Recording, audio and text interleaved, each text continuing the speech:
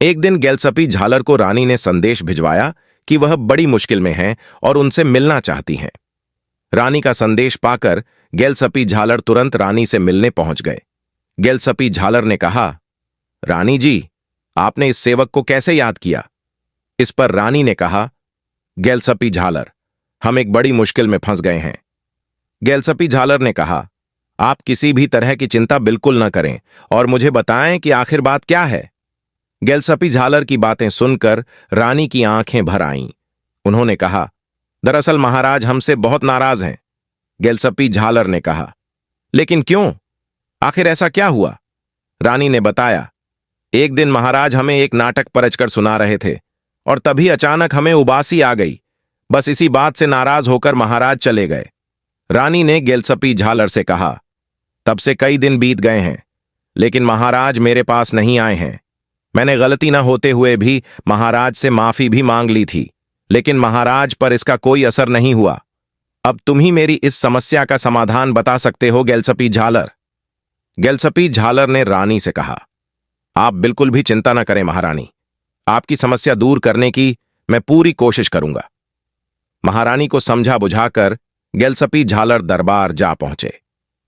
महाराज झिंगा लाला राज्य में चावल की खेती को लेकर मंत्रियों के साथ चर्चा कर रहे थे। महाराज मंत्रियों से कह रहे थे, हमारे लिए राज्य में चावल की उपज बढ़ाना आवश्यक है। हमने बहुत प्रयास किए, हमारी कोशिशों से स्थिति में सुधार तो हुआ है, लेकिन समस्या पूरी तरह खत्म नहीं हुई है।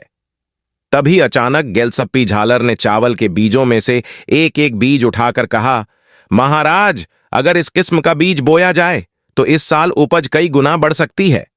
महाराज ने पूछा, क्या ये बीज इसी खाद के जरिए उपजाया जा सकता है?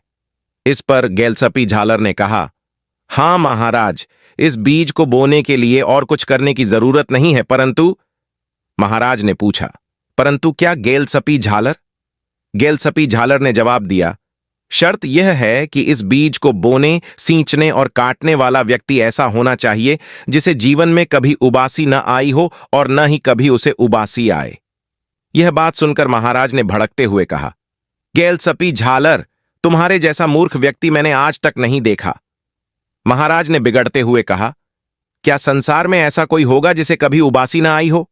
गेलसपी झालर ने कहा, ओह, मुझे माफ करें महाराज, मुझे नहीं पता था कि उबासी सबको आती है। मैं ही नहीं, महारानी जी भी यही समझती हैं कि उबासी आना बहुत बड़ा अपराध है।